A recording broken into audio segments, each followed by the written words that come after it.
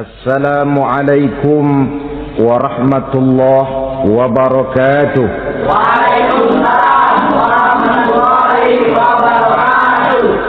Bapak-bapak, ibu-ibu, saudara-saudara kaum muslimin rahimakumullah. Setiap orang menginginkan kebahagiaan dan tidak seorang pun menginginkan kesengsaraan dalam kehidupan ini. Namun nyatanya tidak setiap orang yang ingin bahagia mengetahui jalan yang harus ditempuhnya untuk sampai kepada kebahagiaan itu. Maka pada kesempatan pertemuan kali ini saya ingin menyampaikan sebuah hadis dari junjungan kita baginda Nabi besar Muhammad sallallahu alaihi wasallam yang termuat dalam kitab Mukhtarul Ahadits An-Nabawiyah, di mana beliau bersabda, arba'un min sa'adatil mar'i. Ada 4 perkara yang merupakan tanda dari orang bahagia. Saya mau tanya, di antara saudara-saudara yang hadir di sini, apa ada yang kepengen jadi orang sengsara? Ya. Seluruhnya tentu ingin mendapatkan kebahagiaan. Maka menurut resep dari Nabi kita, tanda orang bahagia itu 4. Jadi kalau saudara ingin bahagia harus mempunyai 4 perkara ini. Yang pertama, orang bahagia itu kata Nabi, darun wasi'un.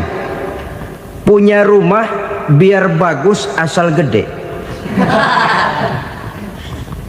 Enak ngaturnya daripada sudah punya rumah kecil adanya di pinggir kali, gubuk, kalau hujan bocor, miring lagi, kiamat.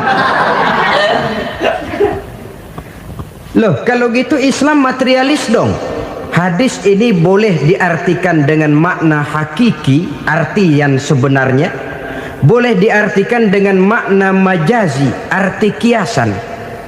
Kalau dia diartikan dengan arti kias, maka yang dimaksud darun wasi'un ay qalbun wasi'un. Rumah yang luas tidak lain daripada hati yang lapang. Karena di situ kunci kebahagiaan yang sebenarnya. Walaupun kita cuma tinggal di petak berukuran 2 kali 3 meter, kalau hati kita luas-luas rasanya rumah itu. Tapi biar rumah kita halamannya saja puluhan ribu hektar, ada kolam renangnya, kamar tidurnya tidak lagi terhitung.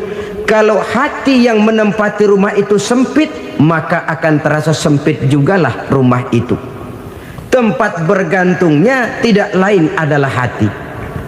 Marilah kita mencoba melihat berbagai pandangan orang tentang bahagia ini. Ada orang menyangka bahwa bahagia itu kalau dia mendapatkan harta yang sebanyak-banyaknya. Siapa yang banyak harta, dialah raja.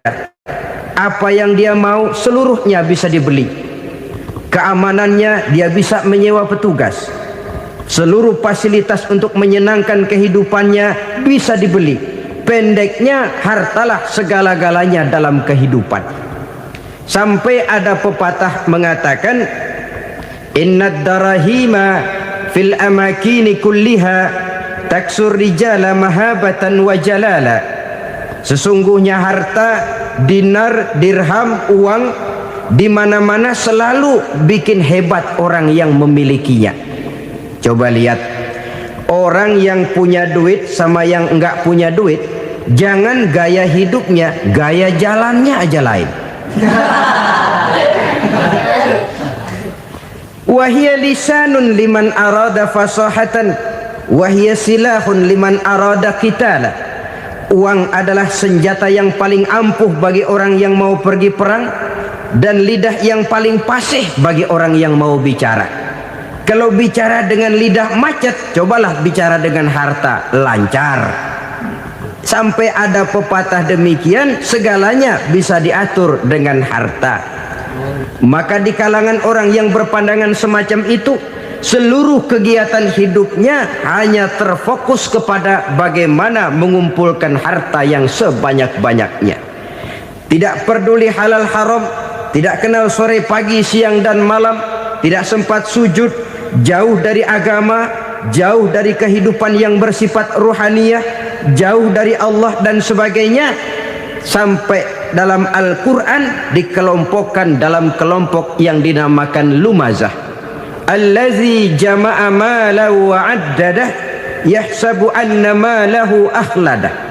Mereka mengumpul-ngumpulkan harta sebanyak-banyaknya dan menyangka bahwa harta yang banyak itu dapat mengekalkan hidupnya, mengekalkan kekayaannya, mengekalkan kebahagiaannya. Saudara hadirin yang berbahagia, kalau pandangan hidup ini benar, artinya kalau harta memang merupakan satu-satunya hal yang dapat membuat orang bahagia, tentu di rumah mewah tidak akan pernah ada tangis derita. Tentu di satu tempat di mana fasilitas hidup serba menunjang tidak ada yang namanya penderitaan. Tapi suka dan duka, sedih dan gembira, senyum dan tawa adalah milik setiap orang, baik dia punya harta maupun dia tidak punya harta. Nyatalah bahwa harta semata-mata bukan merupakan jaminan bahwa orang akan bahagia, walaupun tanpa harta orang sulit untuk bahagia.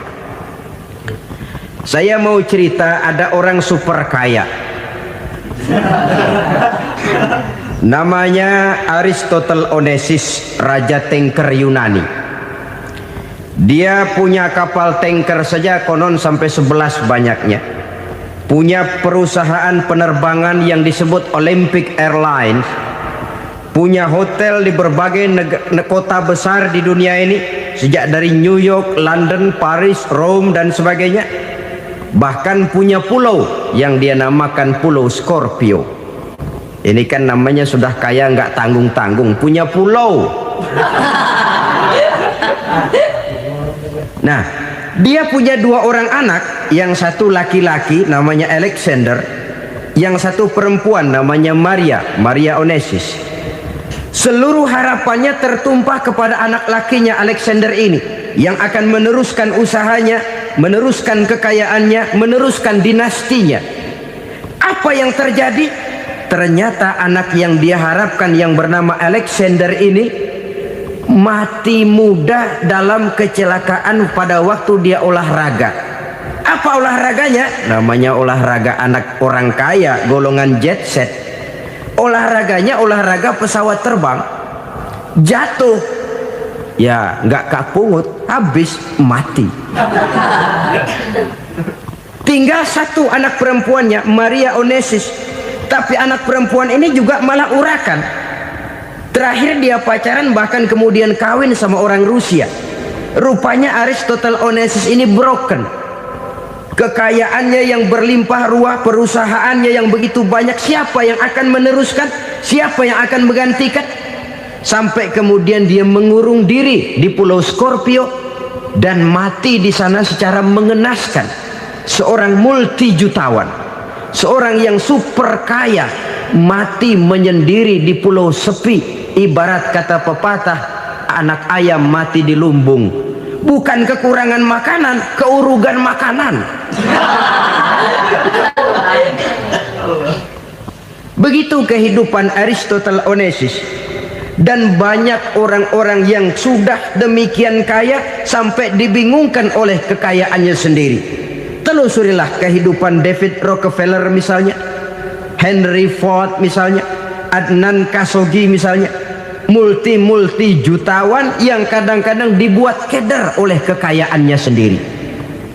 Pantas ketika Imam Ali ditawarkan orang, "Ya Ali, kalau kepadamu disuruh pilih ilmu atau harta, kau pilih mana?" Ya jelas pilih ilmu dong. Kenapa? Pertama, ilmu kalau kita berikan kepada orang lain tambah. Tapi harta kalau kita berikan kepada orang lain kurang. Saudara punya uang 10.000, dibagi orang 5.000, jelas uang saudara berkurang. Tapi saudara punya ilmu, diberikan kepada orang lain bisa, saudara pun makin mantap.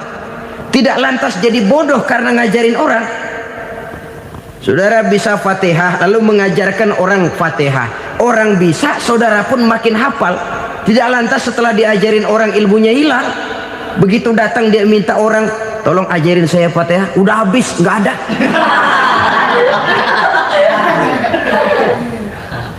Yang kedua kata Imam Ali, ilmu menjaga kita. Kalau harta, kita yang harus jaga. Makin banyak ilmu, makin terpelihara diri seharusnya. Tetapi makin banyak harta, makin bingung kita jaganya. Sampai kadang-kadang kalau perlu seluruh keliling rumah dipasangi alarm. Belum cukup disewakan anjing besar-besar, pasang di depan pintu, awas anjing galak. Masih belum cukup juga, cari centeng tukang-tukang kepruk jaga rumah. Masih terasa belum aman, padahal rumahnya dikelilingi tembok besar. Di balik tembok ada pintu-pintunya tebal. Di balik pintu itu terbuka masuk kamar, kamar pun ada pintunya, pintunya pun kuat. Masuk ke dalam kamar ada lemari, lemarinya pun pintunya kuat, dikunci, kuncinya pun kuat.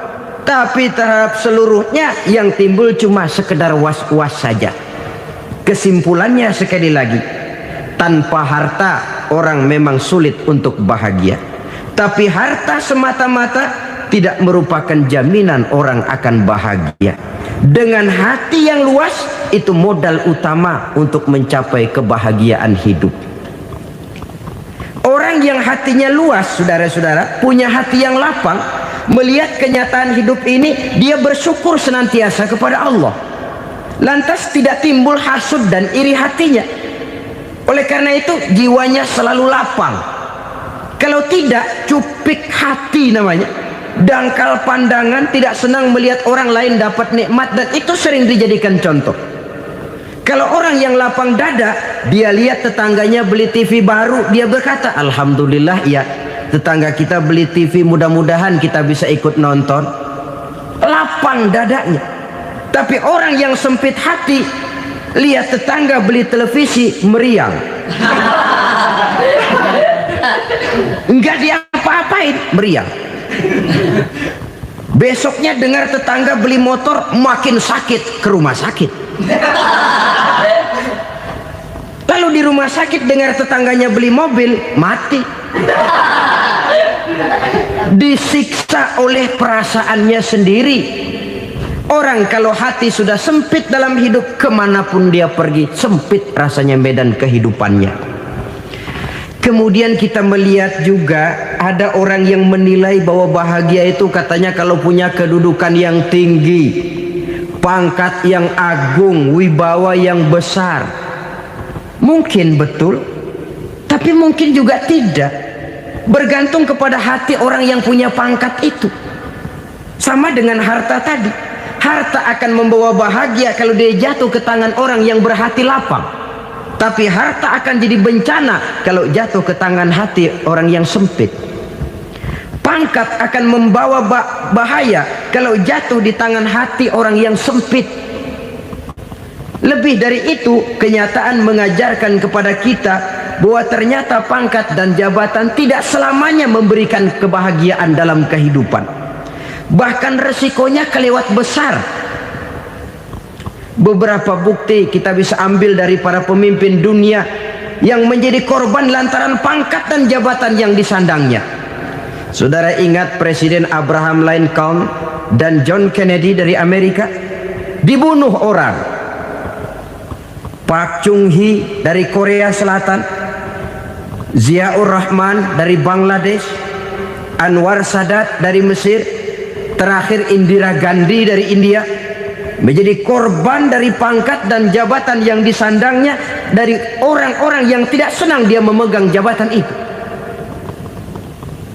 Dia akan mudah mengundang bencana. Sehingga pantas kalau seorang presiden terkemuka Amerika, Harry Truman namanya, dia mengatakan jabatan presiden itu, kata dia, seperti orang nunggang macan, naik macan. Harus kita taiki, kalau enggak dia bakal nerekam kita, ngeri katanya. Adapun orang yang hatinya lapang, kalau dia menerima pangkat dan jabatan, dianggapnya itu satu kesempatan untuk berbuat baik. Tapi orang yang berhati sempit, menerima pangkat dan jabatan, bukan kadang-kadang menerima, malah berusaha setengah mati mencapai dengan segala cara. Kalau perlu jilat atas, jilat atas. Jadi golongan sumuhun dawuh. Jadi kelompok kulon nuwun, yes sir, yang kerjanya cuma oke bos. Kalau perlu jilat atas, jilat atas. Kalau perlu injak yang bawah, injak yang bawah. Perlu sikut kiri kanan, sikut kiri kanan. Yang penting pangkat dapat, jabatan dapat. Orang yang semacam ini, kalau sudah mempunyai pangkat dan jabatan, biasanya dia tidak menganggap itu sebagai amanah, tidak menganggap sebagai kesempatan berbuat baik, tapi malah kesempatan untuk memperturutkan hawa nafsunya yang dilatar belakangi oleh kesempitan hatinya tadi. Apalagi kalau orang memperoleh pangkat karena banyak mengeluarkan uang, seakan-akan pangkat dan jabatan itu sekarang macam proyek pakai tender. Siapa yang berani bayar segini naik, nggak berani minggir. Padahal logikanya, kalau orang mencapai satu jabatan karena banyak mengeluarkan uang, hampir bisa dipastikan bahwa setelah jabatan itu dia pegang, langkah pertama yang akan dilakukannya ialah berusaha bagaimana uang yang dia keluarkan supaya kembali. Ya paling kurang pulang modal dulu dong.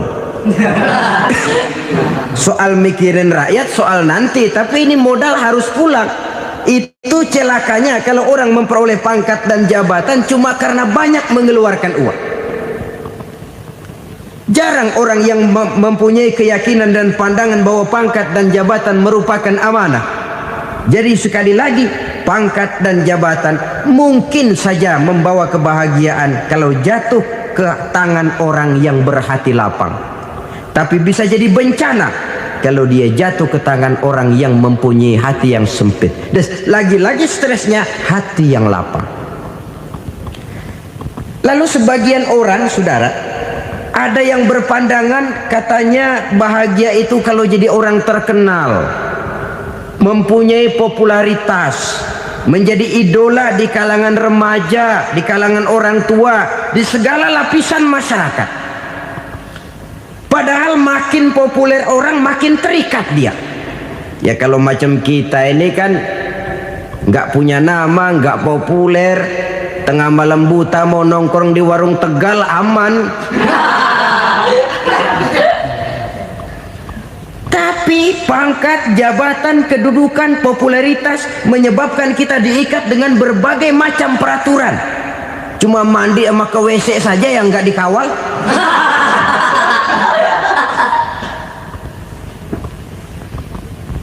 Benarkah popularitas, ketenaran membawa kebahagiaan? Mungkin ya, tapi mungkin juga tidak. Kenapa?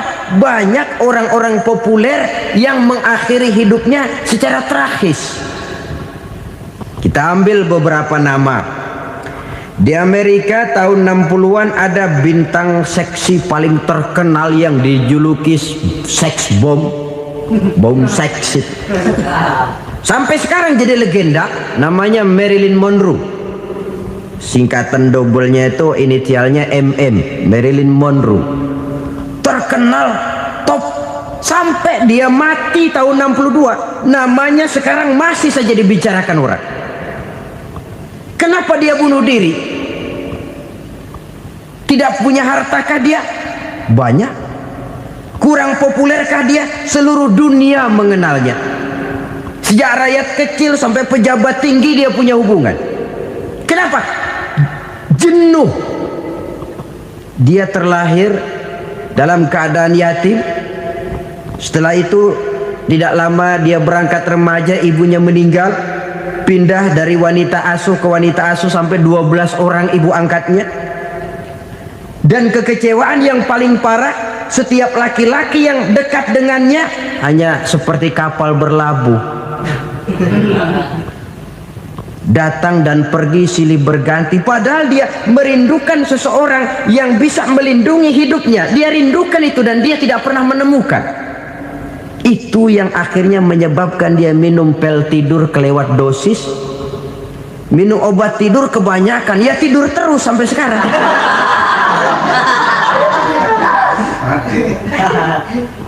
Dia mengakui, saya telah memiliki ketenaran, tapi saya tidak pernah hidup dalam ketenaran itu. Saya pandai main sandiwara, tapi saya ingin hidup dalam alam yang real sebagaimana umumnya orang. Itu yang dia rindukan. Menyusul jejak yang namanya Marilyn Monroe ini, Billie Holiday, saudara kenal tentu, di rumah sakit dirawat. Dia juga minum obat overdosis, mati lagi. Jimi Hendrix minum obat tidur overdosis kelewat batas, mati lagi. Lalu yang menghanyutkan diri di danau, Janis Joplin dan Brian Jones. Ini orang-orang populer, orang-orang terkemuka yang mengakhiri hidup secara tragis, bukan karena tidak terkenal, mungkin karena sudah saking terkenalnya. Contoh paling belakangan, Bruce Lee. Wah, ini tukang-tukang keprok tentu kenal siapa dia. Sampai sekarang pun tabir kematiannya masih merupakan misteri. Dan yang masih hidup juga menunjukkan gejala yang aneh. Michael Jackson, rumahnya di Beverly Hills itu dijaga sedemikian rupa, dan dia selalu curiga kepada setiap makanan harus steril, bersih dari segala macam kimia. Kemana dia pergi, itu tukang-tukang keprok sudah selalu menjaga dan mengawal, dan dia seakan takut menunjukkan mukanya yang asli. Hingga kalau tampil ke tengah di luar show, dia kadang memakai pakaian yang tidak menunjukkan dia yang sebenarnya, takut dikenali orang. Ternyata popularitas sering jadi momok yang meracuni kehidupan manusia. Oleh karena itu, benarlah junjungan kita pada saat beliau mengajarkan orang akan bahagia kalau dia mempunyai hati yang lapang. Nah, sekarang masalahnya untuk mendapatkan hati yang lapang, caranya bagaimana? Kita kembali kepada konsep Quran. Allah mengajarkan, ala inna bi dzikrillahi tatmainnul qulub. Ketahuilah bahwa dengan banyak mengingat Allah, hati akan tenang, jiwa akan lapang. Dengan kata lain, dekat dengan agama, merasakan kehadiran Allah dekat dalam hidup. Itu muara pertama untuk mencapai hati yang lapang. Ala inna bi dzikrillahi tatmainnul qulub. Jangan macam orang sekarang ingin mendapatkan ketenangan lalu tapak di puncak gunung, di gua-gua, di tempat sepi. Iyalah kalau nggak ada ular. Kalau tergigit ular berbisa, ketenangan belum, mati jelas itu. Islam positif untuk mendapatkan ketenangan. Ala inna bi dzikrillahi tatmainnul qulubi. Bahwa ketahuilah bahwa dengan banyak mengingat Allah, hati akan tenang, jiwa akan lapang, nuansa pikiran akan luas. Karena yang namanya bahagia ada dimanapun manusia berada. Di kampung ada bahagia, di kota ada bahagia, di ngarai, di lembah, di gunung, di hutan, di lautan, di angkasa luar, dimanapun bahagia itu ada kalau kita bermodalkan hati yang lapang ini. Dan hati akan lapang kalau kita dekat dengan agama. Dekat dengan harta buat sementara hati mungkin tenang, tapi ketenangan yang relatif dan temporer. Apalagi orang tiap kali tambah harta, tiap kali tambah rencana. Itu wajar. Mungkin sebelumnya saudara berpikir, kalau punya duit 5.000 enak nih. Begitu punya duit 5.000, aduh sayang kalau 10.000 aja. Tiap kali tambah harta, tiap kali lain rencana. Makin banyak rencana, makin menjauhkan kita dari yang namanya ketenangan. Padahal ketenangan merupakan unsur utama untuk mencapai bahagia. Dan ketenangan itu bermuara dalam hati manusia. Tengoklah kehidupan ini. Orang yang banyak harta dengan orang miskin, Berbedakah rasa sakit yang mereka tanggungkan? Rasanya tidak. Walaupun si kaya tidur di kasur empuk berselimutkan sutra mahal, sementara si miskin meringkuk di balai bambu yang keras dan kasar. Apabila maut datang, dia juga tidak pernah pilih bulu. Maut datang menjemput si kaya di singgasana keemasannya, dikelilingi oleh para pengasuh, dayang dan idang serta para pengawal. Dan maut pun datang menjemput si miskin papa, sehingga ia tergelepar di tepian jalan. Kedua-duanya bernama mati. Kalau nyata bahwa sakit yang ditanggung si kaya tidak beda dengan sakit yang ditanggung si miskin, bukan harta semata yang membuat orang bahagia. Hati yang tenang, jiwa yang lapang penuh kedamaian karena banyak berzikir dan mengingat Allah, itu merupakan modal utama untuk mencapai sesuatu yang bernama bahagia.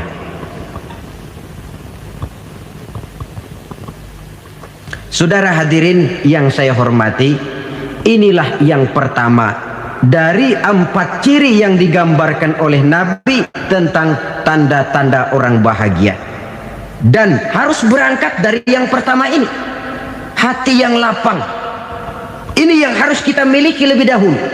Baru nanti akan menyusul kepada poin yang ketiga, kedua, dan selanjutnya.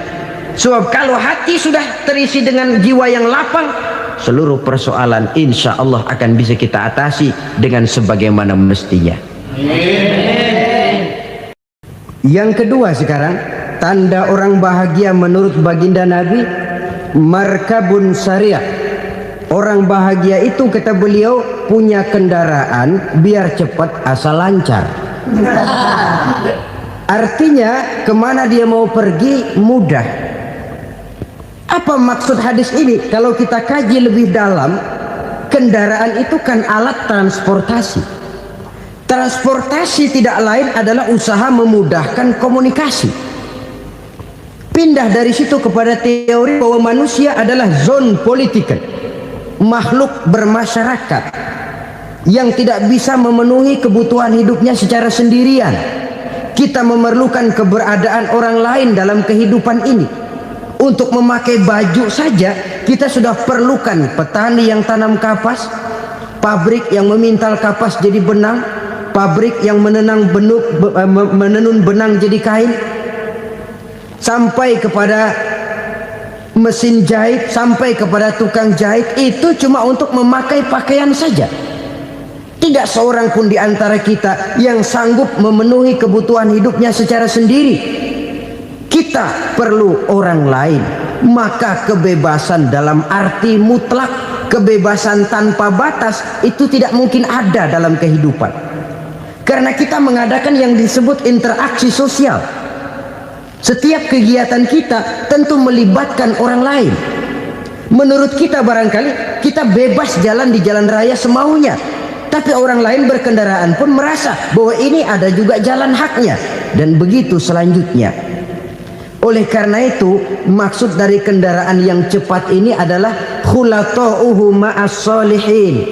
Lingkungan pergaulannya terdiri dari orang-orang soleh. Pergaulannya luas. Kemana dia pergi ada temannya. Kesulitannya ada tempat dia cerita. Dan kesulitan kalau sudah diceritakan kepada orang lain, taruh kata orang itu tidak bisa menolong, namun menceritakannya kepada orang yang kita percayai, kan paling kurang sudah mengurangi beban jiwa, mengurangi tanggungan batin, merasa masih ada tempat kita cerita. Maka lebih baik orang awam yang mau bergaul ketimbang orang setengah alim tapi ngunci pintu. Sebab nantinya akan timbul sikap picik, cupik pandangan, dan tidak luas menghadapi kenyataan dalam kehidupan ini. Namun yang harus kita garis bawahi, pergaulan memang mesti luas. Namun jangan sekali-kali lupa bahwa pergaulan sangat besar pengaruhnya dalam ikut membentuk kepribadian manusia. Sehari-hari bisa kita bilang, kalau kita dekat sama tukang minyak wangi, sekalipun nggak dibagi minyaknya, baunya tentu dapat. Betul? Tapi dekat sama tukang elas, walaupun nggak kena apinya, asapnya mesti kena. Kalau Syauqi mengatakan lebih jelas lagi, man asyaral asrafa asa musyarrafan wa muasyiral anzali ghairu musyarrafin. Awalam taral jildal hakira muqabbalan bisagri lamma sara jildal mushaf. Siapa yang bergaul dengan orang mulia, dia bakal ikut menjadi mulia. Tapi siapa yang berteman dengan orang hina, dia tidak bakal ikut menjadi mulia. Tidakkah kau lihat, kata Syauqi, kulit kambing yang hina pun dicium orang ketika menjadi kantong Quran. Kulit kambing hina, kalau dia sendirian gak ada yang mau cium. Tapi begitu dia bergaul dengan Quran, menjadi kantong Quran, dipakein minyak wangi, ditaruh di tempat yang tinggi, mau diambil dicium dulu, dibawa dengan penuh hormat dan hati-hati. Kulit kambing yang hina lantaran berteman dengan Quran, numpang mujur. Tapi coba lihat kalau kulit kambing berteman dengan kayu, jadi beduk, habis. Zohor dikemplang, asar dipukul. Itu pun sedikit saja, cuma salah milih teman. Yang temennya Quran dihormati orang, yang temennya kayu lantaran jadi beduk, gelap-gelap subuh orang udah kemplangnya.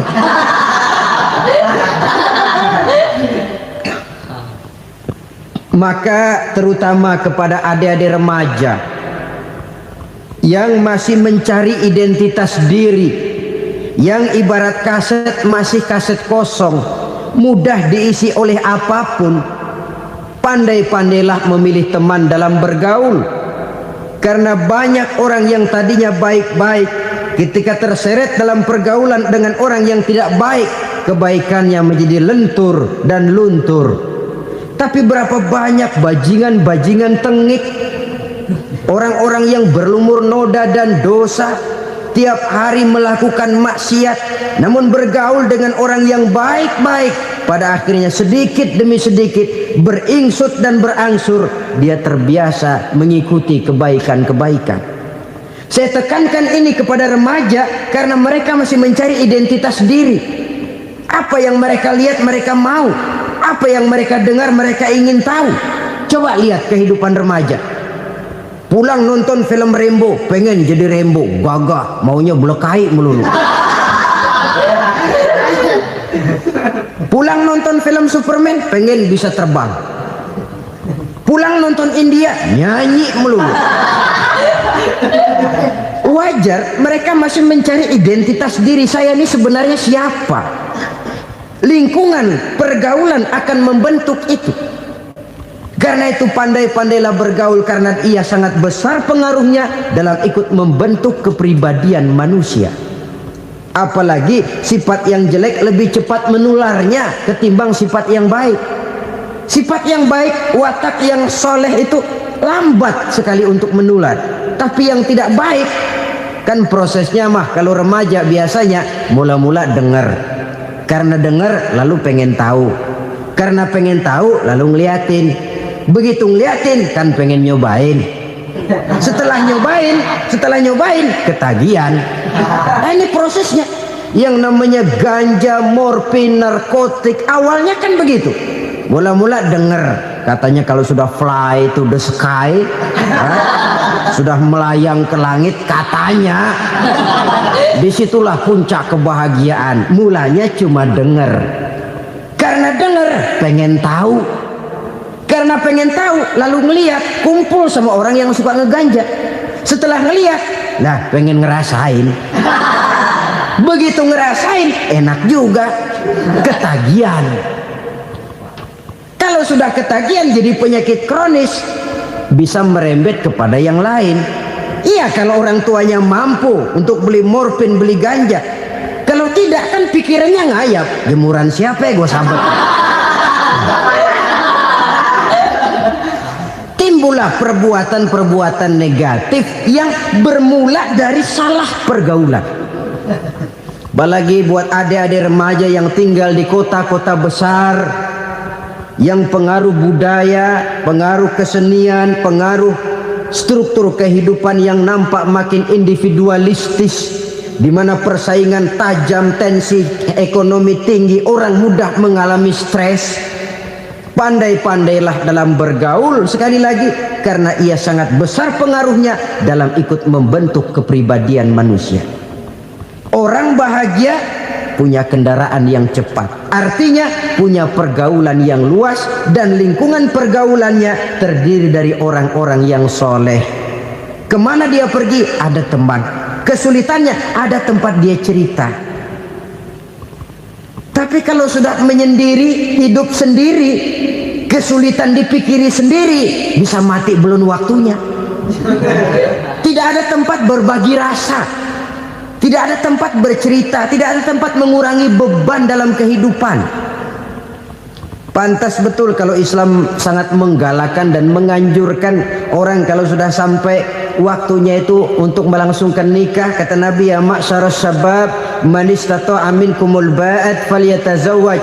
Hai para pemuda, kalau sudah mampu memberi nafkah, kawinlah, nikahlah kamu. Kenapa? Sudah ada teman hidup, tempat berbagi rasa. Kesulitan kalau ada tempat cerita akan lebih ringan ketimbang kita telan sendiri, walaupun bobot kesulitannya sama beratnya. Saudara-saudara kaum muslimin rahimakumullah, inilah ciri yang kedua, punya kendaraan biar cepat asal lancar. Kemana kita mau pergi gampang. Dengan kata lain, setelah hati yang luas, pergaulan yang luas. Dua. Yang ketiga sekarang, tanda orang bahagia itu menurut Nabi, misbahun mudhi'un, punya lampu yang terang. Oh, itu enggak problem. Sekarang sudah zamannya listrik masuk desa, Pak. Lampu sudah terang semua. Betul, kalau itu yang dimaksud. Tapi tidak cuma itu. Karena lampu yang dimaksud di sini, lampu yang akan menerangi seluruh perjalanan hidup. Dan perjalanan hidup itu sudah dimulai sejak kita terlahir ke alam ini sampai masuk ke alam barzah, kumpul di padang mahsyar sampai ke akhirat. Lampu yang menerangi itu yang diperlukan. Kalau lampu, katakanlah yang paling top sekarang kan lampu jenis Mercury. Taruhlah itu di rumah kita, dia cuma menerangi rumah kita, menerangi hati pun tidak sanggup. Bila kita masuk ke alam barzah, alam kubur, sanggupkah si Mercury yang begitu terang menerangi alam barzah kita? Tidak sanggup lagi. Sanggupkah lampu yang ratusan watt, bahkan puluhan ribu watt menerangi kehidupan di padang mahsyar? Tidak akan sanggup lagi. Kalau demikian, yang dimaksud lampu yang terang di sini apa? Tidak lain amal soleh, kebajikan yang kita lakukan dalam hidup. Itu yang akan jadi lampu penerang. Di dunia nama kita akan terang, jasad kita boleh hancur terkubur tanah, tapi nama kita akan dikenang orang. Begitulah kalau orang meninggalkan kebajikan dalam hidup seperti sekarang. Ribuan orang tiap saat berziarah ke kubur Imam Syafi'i, ke kubur Imam Malik, ke kubur Imam Ghazali, ke kubur orang yang baik-baik, orang yang soleh-soleh. Kebajikannya yang ditinggalkan, yang mengukir namanya dengan tinta emas, sehingga saudara sudah terbaring di alam kubur. Orang lewat, Allah, ini kuburannya Fulan bin Fulan, dulu ini kebaikannya Masya Allah, saya ikut merasakan. Mari kita mampir sebentar, kita Fatihah, mohon disampaikan Allah pahalanya kepada almarhum. Al-Fatihah. Itu kalau orang baik-baik. Lalu saudara tanya, Pak, orang mati dikirimin Fatihah apa nyampe pahalanya? Saya jawab, kalau saudara nggak percaya, mati dulu dah. Nanti saya Fatihain, tungguin di sana. Umpama nggak sampai, balik lagi kemari. Sekarang ini kan maunya otak-otakan saja. Kalau nggak masuk otak, nggak percaya. Padahal alam gaib itu nggak bisa diotak-otakin. Sama saja dengan saudara pernah dengar cerita kapal tanpa emas tenggelam kan? Pernah nggak? Di mana? Di laut Masalembo.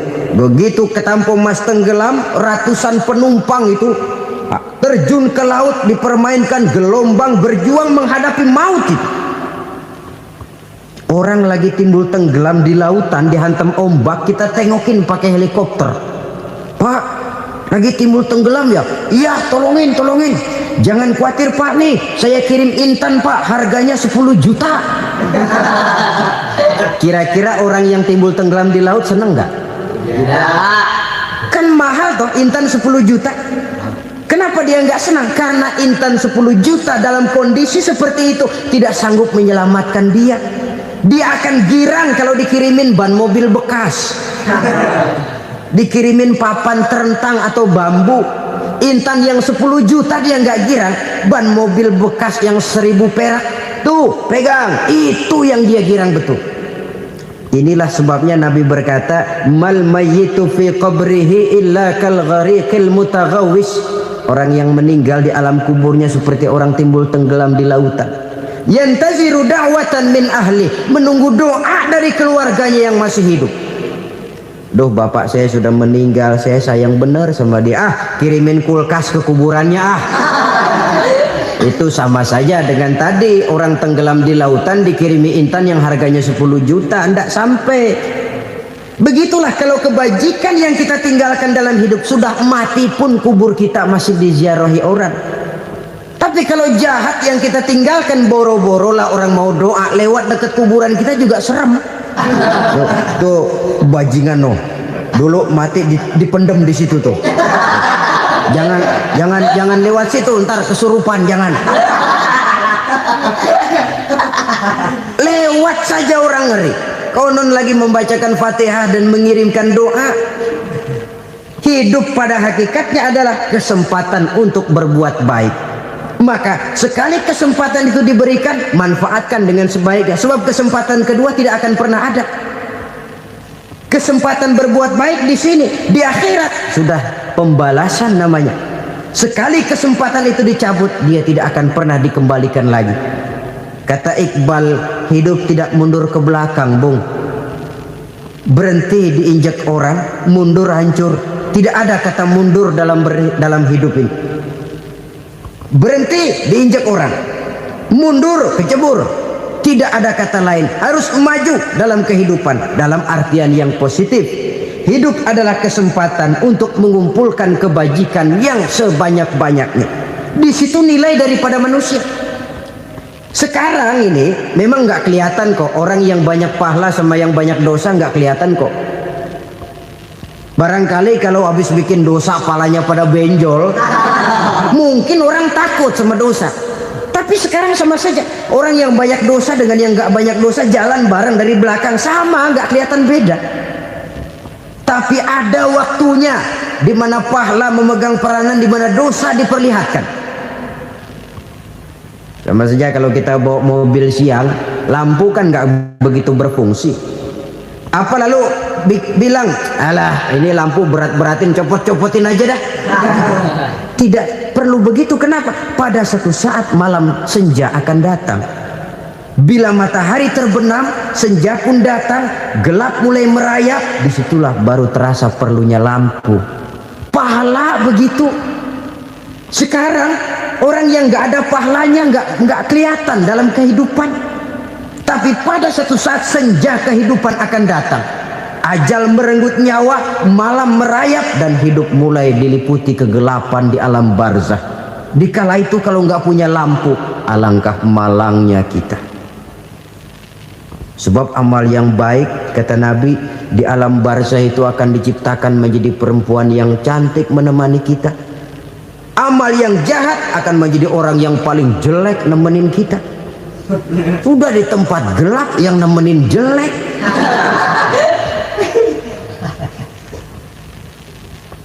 Kaum muslimin rahimakumullah.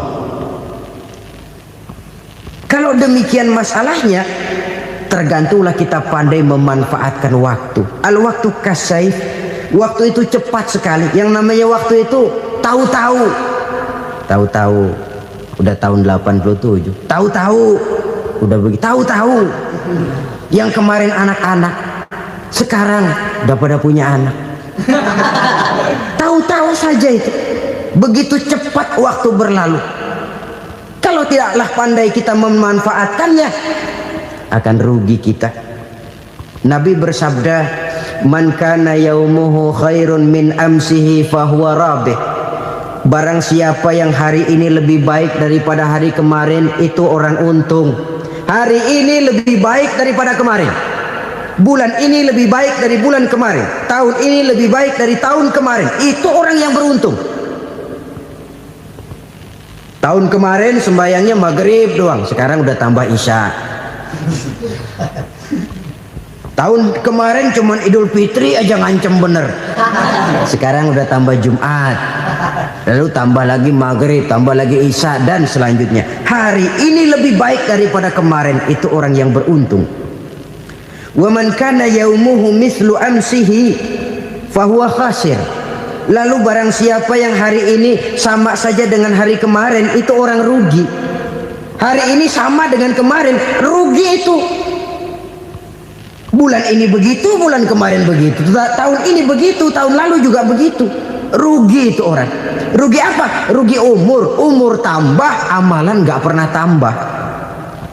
Dan saya pikir lebih merupakan azab ketimbang nikmat kalau orang dikasih panjang umur cuma untuk numpuk dosa. Mending mana? Panjang umur banyak dosa sama pendek umur dikit dosa? Mending mana? Mending mana? Ya, paling mending tentu panjang umur banyak pahala. Tapi kalau tidak, sekali lagi, lebih merupakan azab ketimbang nikmat kalau orang diberikan panjang umur tapi cuma untuk sekedar menumpuk dosa. Kehilangan kesadaran bahwa dunia bukan terminal akhir dari satu perjalanan. Dia cuma halte di mana kita berhenti sebentar untuk menuju kepada terminal yang hakiki. Saudara-saudara kaum muslimin rahimakumullah, inilah lampu yang akan menerangi kehidupan. Amal yang kita lakukan di dalam kehidupan. Jadi yang dimaksud dengan lampu yang terang, kebajikan yang kita kerjakan dalam hidup. Nah, setiap orang di awal tadi saya bilang ingin bahagia. Bahagia itu kan hakikatnya kumpulan senang dan selamat. Senang, selamat. Apa bedanya? Senang tapi tidak selamat, nggak bahagia. Selamat tapi nggak senang, nggak bahagia orang. Contoh, kalau orang korupsi, duitnya banyak, senang dia, tapi keselamatannya. Ada tentara baris di samping rumahnya udah bingung, padahal tentara latihan. Tentara cuma latihan, dia bingung. Senang, tapi karena keselamatannya tidak terjamin, dia tidak bahagia. Sebaliknya pegawai negeri jujur benar, cuma segaji-gajinya, selamat nggak korupsi, tapi melarat, ya nggak bahagia juga, kurang senang. Kesenangan dan keselamatan untuk dunia saja, ya sekali lagi, kalau cuma sekedar untuk dunia saja, bisa dibeli pakai uang. Bisa dibeli pakai uang. Saudara ingin selamat, bisa dibeli pakai uang. Saudara ingin senang, bisa dibeli dengan uang. Tapi setelah mati, masuk ke alam barzah, habis kekuasaan uang. Nggak bisa lagi beli keselamatan pakai uang. Tidak mungkin lagi membeli kesenangan dengan uang. Di situ pahala yang megang peranan. Makin banyak pahala, makin banyak saham untuk membeli kesenangan dan keselamatan, untuk memperoleh yang namanya bahagia. Dan jangan lupa loh, di alam barzah kita nggak sebentar, menunggu datangnya kiamat. Loh iya, kalau kita begitu dikuburin terus kiamat datang, untung. Tapi kalau masih harus 1000, 2000, puluhan ribu tahun yang akan datang, dalam satu penantian yang begitu lama, tanpa saham untuk memperoleh kebahagiaan, satu kemalangan yang tidak ada pernah putus-putusnya. Janganlah tergelincir oleh kebahagiaan sebentar yang menipu dengan mengorbankan kebahagiaan hakiki yang berjangka panjang. Apa artinya senyum sejenak kalau harus ditebus dengan tangis seumur hidup? Biarlah kita minum jamu, pahit memang, getir memang, tapi kan besok badan sehat. Daripada sekarang minum sirup, manis memang, enak memang, tapi bibir pada jontor besok. Sirawan, batuk, nggak karu-karuan. Banyak orang tertipu oleh kesenangan yang sebentar, Padahal laisa kullu ma yalma'u zahaban. Belum tentu semua yang berkilat itu emas. Belum tentu semua yang gemerlap itu intan. Karena itu marilah manfaatkan kesempatan yang diberikan Allah ini untuk mengumpulkan kebajikan yang sebanyak-banyaknya. Yang terakhir sekarang, yang keempat, tanda orang bahagia kata Nabi. Zaujatun salihah. Orang bahagia itu tanda yang keempat kata Nabi, punya istri biar cakep asal taat. Sudah surga itu sudah. Cakep taat. Istri kayak gitu, kalau belum mati jangan dikuburin dulu itu. Sudah cakep taat lagi. Tapi kadang-kadang enggak, udah jelek ngadat melulu. Apa yang mau dipilih? Sebab itu Quran mengatakan istri pakaian untuk suami, suami pakaian untuk istri. Kenapa suami istri diibaratkan pakaian? Alangkah tingginya gaya bahasa Quran ini. Suami istri teman hidup, hidup perjalanan panjang. Sejak kita dalam rahim sudah ada hidup kan di sini. Sampai ke alam dunia, masuk ke alam barzah, kumpul di padang mahsyar, sampai menuju akhirat, itu perjalanan hidup. Carilah istri atau suami teman hidup yang membawa manfaat tidak hanya kehidupan di dunia ini, sampai di alam barzah, sampai di padang mahsyar. Suaminya mungkin meninggal lebih dulu atau istrinya mungkin meninggal lebih dulu, tapi suami atau istri yang masih hidup berbuat kebajikan. Suami saya meninggal, ada hartanya, saya sedekahkan, niat pahala untuk almarhum suami saya. Ini teman hidup, tidak dibatasi dan tidak bisa dipisahkan oleh maut sekalipun.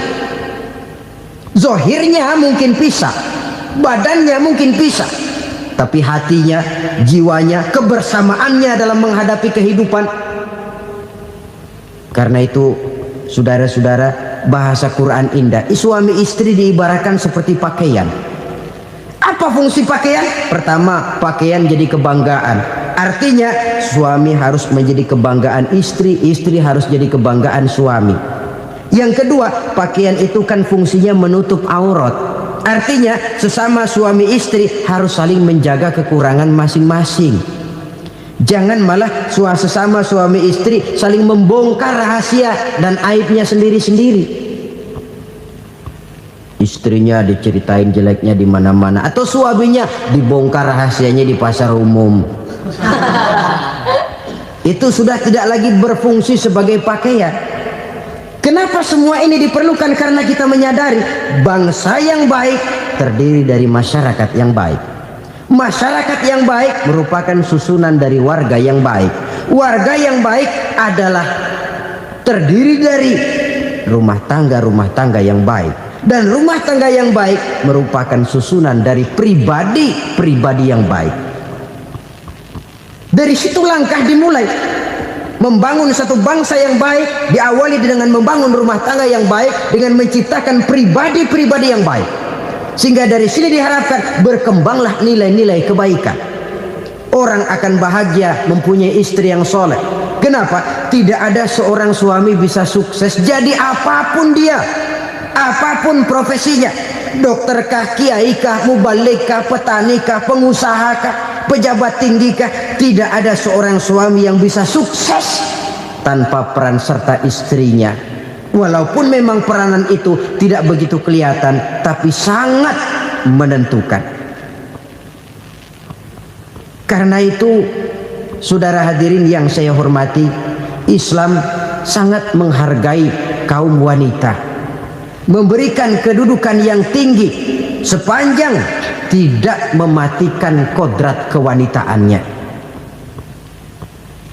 Nah, kalau sudah kesuksesan ini diawali dari rumah tangga, karier di masyarakat mudah untuk dikejar.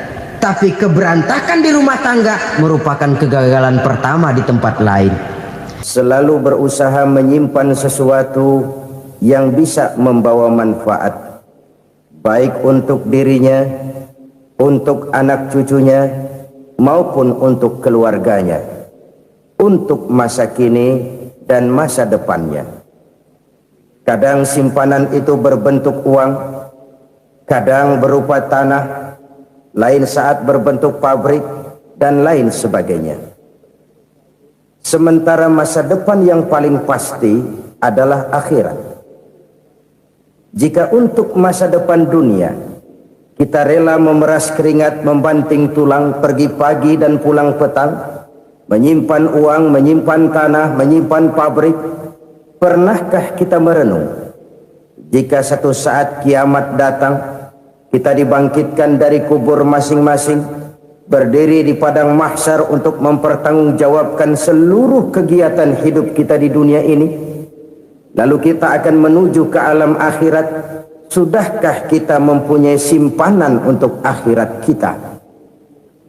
Pada pertemuan kali ini saya ingin menyampaikan sebuah hadis di mana Rasulullah sallallahu alaihi wasallam bersabda, "Arba'un min kanzil jannah." Simpanan sorga ada 4 macam. Yang pertama, ikhfa'us sadaqah, menyembunyikan sedekah. Saudara-saudara kaum muslimin, sebagaimana yang kita maklum bahwa Allah Subhanahu wa taala melebihkan sebagian rezeki dari kita terhadap yang lain. Ada yang kaya, ada yang setengah kaya, ada yang miskin, ada yang setengah miskin, dan selanjutnya. Ada yang gajinya kecil tapi penghasilannya gede. Ada yang penghasilannya gede tapi nggak punya gaji. Ada juga yang memang gajinya gede dan penghasilannya gede. Kelebihan rezeki merupakan sunnatullah dan tidak harus membuat kita merasa lebih dari yang lain. Bahkan sebaliknya, kelebihan itu harus membuat kita ringan tangan untuk menolong mereka yang memang memerlukan pertolongan. Kalau saudara diberikan ilmu, maka pertanyaan akhirat cuma satu: ilmumu kau amalkan untuk apa? Kalau saudara diberikan umur yang panjang, pengadilan akhirat juga bertanya satu: umurmu kau habiskan di mana? Tapi kalau saudara diberikan harta, pengadilan akhirat akan bertanya 2: hartamu kau dapat dari mana? Kau belanjakan kemana? Dari mananya ditanya dan kemananya juga ditanya. Oleh karena kita akan dimintakan pertanggungan jawab, maka amanah yang bernama harta ini harus kita gunakan dengan sebaik-baiknya. Ada penggunaan yang merupakan kewajiban, itu zakat namanya. Ada penggunaan yang sewaktu-waktu, itu infak namanya. Ada yang lebih sewaktu-waktu lagi, dan itu sedekah namanya. Zakat dia terikat oleh haul dan nisab, oleh putaran batas waktu dan ukuran dari harta itu sendiri. Sedangkan infak terikat oleh situasi dan kondisi perekonomian seseorang. Sedangkan sedekah tidak terikat dengan apapun. Dalam kondisi seperti apapun kita bisa melakukan sedekah dengan yang terkecil sekalipun. Sampai-sampai Rasulullah sallallahu alaihi wasallam mengajarkan, la tahqiranna minal ma'rufi syai'an walau an talqa akhaka biwajhin talik. Atau ada hadis, tabassumuka fi wajhi akhika laka shadaqah. Senyumanmu kepada temanmu adalah sedekah. Jadi untuk melakukan sedekah tidak harus dalam berbentuk uang. Dengan ilmu kita bisa sedekah, dengan tenaga kita bisa bersedekah, dengan pikiran kita bisa bersedekah, bahkan senyum kepada teman itu pun sedekah. Jadi kalau sedekah dengan uang memang belum punya uang, nyengir aja banyakin. Itu asal pada tempatnya, jangan lalu ketemu tiang listrik cengengesan. Tentu tidak pada tempatnya dan tidak wajar. Nah, sedekah yang paling dicintai Allah adalah sedekah yang disembunyikan. Artinya jauh dari sifat riya. Kan kadang-kadang ada orang sedekah itu disebutkan namanya. Apa tidak bagus? Kalau memang niatnya ikhlas, ya bagus-bagus saja. untuk memberikan sugesti kepada yang lain. Si Fulan bin Fulan nyumbang sekian, diumumkan. Boleh kalau niatnya untuk memberikan rangsangan kepada yang lain supaya dia menyumbang lebih besar dari orang tadi. Tapi kalau itu mendatangkan riya, maka sedekah yang paling dicintai Allah adalah sedekah yang disembunyikan. Tangan kiri saja tidak tahu apa yang diberikan oleh tangan kanan. Sedekah yang dilakukan dengan ikhlas akan merupakan perbendaharaan surga, tersembunyi dari pandangan orang lain, tidak seorang pun tahu. Karena memang sikap yang baik adalah melupakan kebaikan dan mengingat kesalahan. Itu salah satu ciri orang bahagia. Orang yang selalu mengingat kesalahannya dan berusaha melupakan segala kebaikannya. Kalau dia akan berada kebaikan, dia tidak bisa ikut, dia merasa rugi karena dia merasa belum pernah berbuat baik. Tapi kalau akan melakukan kesalahan baru, dia ingat kesalahan yang sudah-sudah, sehingga terhalang baginya untuk melakukan satu kesalahan baru. Demikianlah saudara-saudara, bahwa Allah melebihkan rizki sebagian kita dari yang lain, agar terjadi tolong-menolong dalam kehidupan ini. Jadi kesenjangan yang nature, kesenjangan yang alami, itu sunnatullah. Ada yang kaya, ada yang miskin, ada yang kelas menengah. Nah, kenapa lalu sekarang kita berusaha mengentaskan kemiskinan? Oleh karena adanya kesenjangan struktural. Kalau yang kaya bisa semakin kaya, kenapa yang miskin tidak bisa naik jadi ikut sedikit kaya? Sebab pada dasarnya Islam adalah agama yang sejak turunnya sudah berupaya memerangi kemiskinan. Bahkan dikatakan kemiskinan itu mendekatkan kepada kekufuran. Orang kalau miskin udah dekat banget sama kafir. Gampang menjadi kafir. Berapa banyak saudara-saudara kita yang oleh karena soal perut, oleh karena soal materi, terpaksa meninggalkan dan menanggalkan akidahnya, menjual petunjuk yang diberikan Allah dengan kesenangan dunia yang cuma sebentar ini. Na'udzubillah thumma na'udzubillah. Jadi makin kita sembunyikan satu sedekah, semakin banyak perbendaharaan kita di surga. Sedekah yang paling dicintai Allah adalah sedekah yang disembunyikan. Malahan ada seorang sufi, dia punya kebiasaan kalau pergi sholat Jumat dia bawa uang, itu uang dia taruh di bawah tikar masjid. Dia niat sedekah kepada siapa saja yang nemuin itu duit. Maksudnya apa? Supaya yang nemuin nggak tahu siapa yang punya duit. Demikian dia saking ingin menyembunyikan sedekahnya. Karena sifat riya itu bisa memakan amal kita sendiri. Riya itu termasuk menyebut-nyebut kebaikan kita. Orang yang suka nepuk dada, sedikit-sedikit ngitungnya kalau nggak gua. Tuh kalau nggak gua tuh yang belas itu kalau nggak gua, kalau nggak gua. Iya kalau nggak lu kenapa emang? Orang yang suka menepuk jasa, tuh biasanya memang begitu saudara-saudara.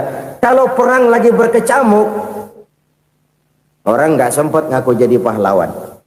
Tapi begitu perang selesai, yang kagak kenal bedil ngaku pahlawan, mas.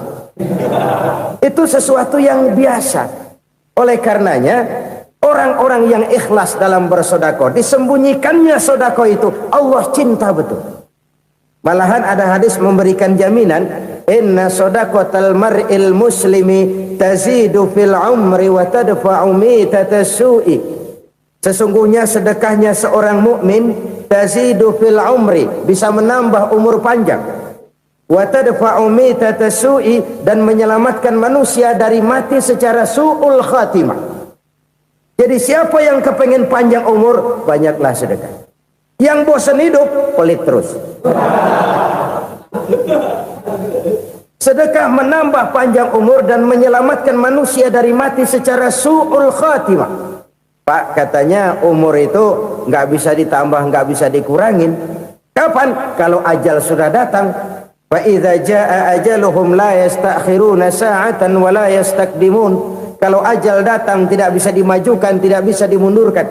Itu kalau ajal sudah datang. Tidak bisa lagi umur ditambah dikurangi, sudah datang. Tapi kalau belum datang, itu kan haknya Allah. Mau ditambah, mau dikurangi, hak prerogatif Allah. Sebagai pencipta manusia, Allah maha kuasa dan maha mampu. Sedekah ini menambah panjang umur dan menyelamatkan manusia dari mati secara su'ul khatimah. Itu orang mati kan sama ya, kondisinya mati, nggak nafas. Tapi hakikat mati kan lain-lain. Ada yang mati itu husnul khatimah, baik akhirnya. Misalnya lagi ngaji mati, lagi sholat mati, lagi sedekah mati. Ini yang dinamakan dengan husnul khatimah, baik di akhirnya. Sebaliknya ada yang su'ul khatimah, jelek di akhirnya. Ini yang jadi catatan akhir. Lagi nyekek botol, mampus. Lagi banting kartu, modar. Su'ul khatimah, jelek pada akhirnya. Sedekah menyelamatkan manusia dari mati secara su'ul khatimah. Dan kita semua kepengen mendapat husnul khatimah, jauh dari su'ul khatimah. Oleh sebab itu yang bisa menyelamatkan kita dari penyakit itu antara lain adalah sedekah yang disembunyikan, yang dikerjakan dengan ikhlas karena Allah. Tidak karena kepengen dipuji orang, tidak karena ingin dikatakan orang pemurah, sebab orang dermawan itu orang yang memberi tanpa harus diminta. Kalau masih harus diminta, ya belum dermawan namanya, masih harus diminta. Kalau nggak diminta ya tulus, lolos, polos. Saudara-saudara kaum muslimin rahimakumullah. Harta adalah amanat dan akan kita pertanggungjawabkan. Allah melebihkan rizki sebagian kita dari yang lain agar kita saling tolong menolong, bantu membantu. Nabi janjikan siapa yang meringankan beban saudaranya muslim di dunia, Allah akan meringankan bebannya di akhirat nanti. Sebuah jaminan dari baginda Nabi. Si orang yang kita bantu barangkali tidak bisa membalas, Allah yang akan membalas lewat jalan lain yang tidak pernah kita sangka-sangka. Ada orang tanya, Pak, ini ada orang nyumbang masjid sambil marah-marah, bagaimana? Saya bilang sumbangannya aja ambil, marahnya jangan. Marahnya jangan diambil, itu urusan dia. Saudara-saudara kaum muslimin rahimakumullah. Umat Islam ini kan umat yang punya potensi besar. Kadang kita merenung, kenapa kadang-kadang pembangunan masjid kok lambat sekali? Kalau hotel hari ini peletakan pertama, bulan depan peresmian. Supermarket hari ini peletakan batu pertama, minggu depan peresmian. Tapi kalau sudah yang namanya masjid, kadang-kadang peletakan batu pertama sekaligus jadi batu terakhir. 3 tahun, 4 tahun, campur nebar jalak di jalanan, duit dijaring kayak ikan sepat. Apa tidak ada orang Islam yang kaya? Banyak. Apa tidak ada pengusaha muslim yang jadi konglomerat? Ada. Lalu yang belum banyak itu yang komit terhadap nilai-nilai agamanya. Akhirnya kita jatuh jadi umat yang lemah. Belum ada pengusaha konglomerat muslim buka pabrik supermi cap beduk misalnya umpamanya atau pabrik kecap cap sorban supaya identitas keislamannya sedikit kelihatan. Kita jatuh jadi umat yang lemah karena potensi tidak terinventarisir dengan baik. Kita ini ibarat kompor yang cuma matengin nasi orang lain. Potensi kita dimanfaatkan oleh orang lain. Ukhuwah Islamiyah kita baru terbatas kepada silaturahmi. Ukhuwah di bidang ekonomi kita lemah, ukhuwah di bidang kebudayaan kita lemah, apalagi ukhuwah di bidang politik kita lebih rapuh lagi. Padahal ukhuwah itu adalah totalitas kehidupan manusia, menyangkut ipolek sosbud, memerlukan nilai-nilai ukhuwah. Jadi oleh karena itu mari kita menyadari di dalam harta kita, walaupun kita yang cari, pergi pagi, pulang sore, peras keringat, banting tulang, di sana ada harta anak yatim. Di sana ada hak masjid. Di sana ada hak pesantren. Di sana ada hak jihad. Berbahagialah seseorang apabila dia oleh Allah dijadikan keran keran itu menyimpan air, tapi tidak untuk dirinya, tapi disalurkannya kepada mereka yang memang memerlukannya. Saudara-saudara kaum muslimin rahimakumullah, ini yang pertama. Jadi perbendaharaan surga adalah menyembunyikan sedekah. Orang lain nggak tahu, kita pun nggak pernah ngitung-ngitung.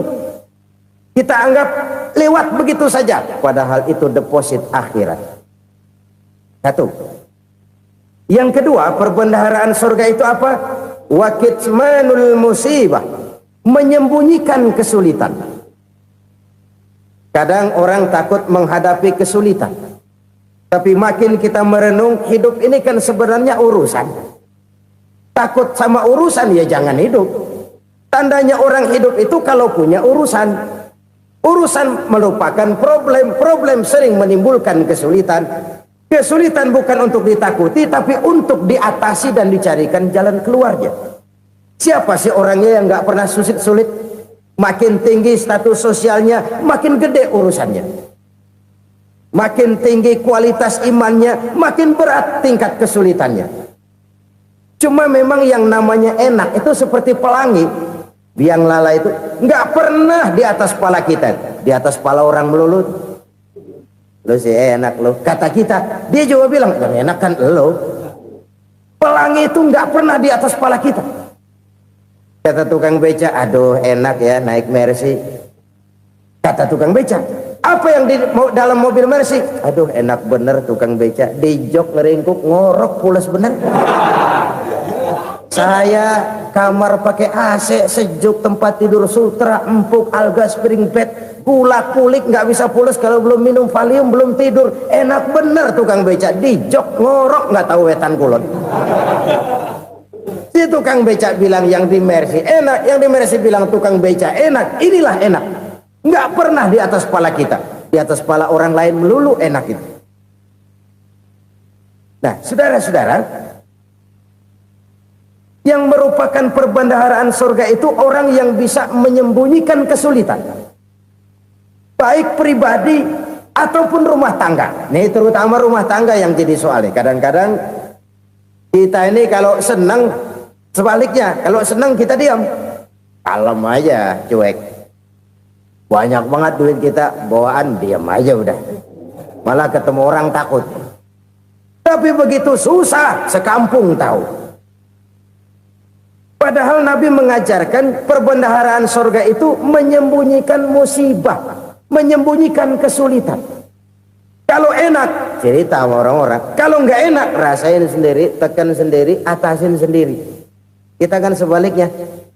Senang kita diam, asal lagi susah, paling tidak kita nyari teman buat cerita kesusahan. Siapa orangnya yang nggak pernah susah? Cuma soalnya bagaimana kita mengatasi kesusahan itu sendiri. Begitu juga misalnya kalau orang sudah berumah tangga, itu orang tuanya harus menjadi tempat dia cerita yang enak-enak saja. Yang nggak enak rasain berdua, selesaikan berdua, atasin berdua. Jangan dibalik. Asal senang diam, giliran susah saja. Maknya laporan. Terbalik. Bisa menjaga security informasi. Maka nama bayam keluar diam, malah seluitan. Enak amat lo makan daging ayam. Security informasi. Saudara-saudara kaum muslimin rahimakumullah, ujian yang terberat itu yang pernah diberikan kepada para nabi, para rasul, para aulia, para ulama. Makin tinggi keimanan, makin berat bentuk kesulitan. Ayo saya kemukakan satu contoh saja. Ada seorang nabi yang kaya, nabi kaya, namanya Nabi Ayub. Iblis kalau orang begini kan keki, ibadahnya rajin, kaya. Nih yang kayak begini susah digodain. Kalau ibadahnya rajin, miskin, kali bisa disogok. Sini imannya mantap, ibadahnya rajin, kaya, nabi lagi. Oh, tapi namanya iblis nggak kurang akal. Laporan, Tuhan, kenapa iblis? Ya ini bahasa saya, bahasa Qur'annya sih nggak gitu. Itu hambamu yang namanya Ayub, dia rajin ibadah cuma karena dikasih kaya aja. Coba kasih miskin dia, berhenti dia sembahyang. Ah, kamu bisa aja. Saya tahu Ayub itu hambaku yang ikhlas. Saya buktiin Tuhan, silahkan. Dibuktiin lah, iblis turun ke alam ini. Yang mula-mula dia lakukan, dia rusak sawah ladang Nabi Ayub. Dia binasakan binatang ternak Nabi Ayub. Sehingga dalam waktu singkat, jatuhlah Nabi Ayub dari orang paling kaya jadi orang paling miskin. Beliau masih ibadah di mihrab dalam masjid. Datang iblis. Saudara Ayub, ya, lagi ngapain? Ibadah. Nyembah Allah, nyembah Allah. Oh, percuma. Kenapa? Tuhan yang ente sembah nih, dia udah bikin miskin ente. Sawah ladang ente hancur lebur, binatang ternak binasa. Sekarang ente jadi orang paling miskin. Ngapain nyembah Tuhan kayak begitu? Tekor. Udah berhenti dah ibadah, berhenti ibadah. Ini iblis sama Tuhan laporannya lain, yang dikerjakan kepada Nabi Ayub juga lain. Benar begitu iblis kata Nabi Ayub? Iya, sawah ladang saya habis buras, binatang ternak saya binasa, binasa. Saya miskin, bangpak. Apa jawab Nabi Ayub? Bukan innalillahi, ya ini hebat. Alhamdulillahillazi a'tani wa akhadha minni. Segala puji bagi Allah yang telah memberikan harta kepada saya dan sekarang mengambilnya lagi. Alhamdulillah. Allah yang ngasih, Allah yang ambil. Itu mah urusan Allah. Iblis cuman ibadah jalan terus, sujud lagi Nabi Ayub. Iblis seleher gondok banget. Dasar Nabi nggak mempan dia apa-apain. Miskin malah alhamdulillah. Allah yang ngasih, Allah yang ngambil. Jadi kalau kita tidak komit, kita tidak terikat kepada kaya, miskin, senang, susah, apa yang bisa bikin kita susah? Jadikan kekayaan, kemiskinan, jadikan senang, susah sebagai anak buah yang bisa kita atur. Jangan kekayaan ngatur kita, jangan kemiskinan ngatur kita. Kita yang harus mengatur mereka. Senang, susah, kaya, miskin, bahagia, sengsara, jadikan itu anak buah yang bisa kita atur. Kalau sekarang kita kaya, lain saat boleh jadi kita miskin, semiskin-miskinnya. Allah yang ngasih, Allah yang ngambil. Tenaga mana yang bisa menghalangi?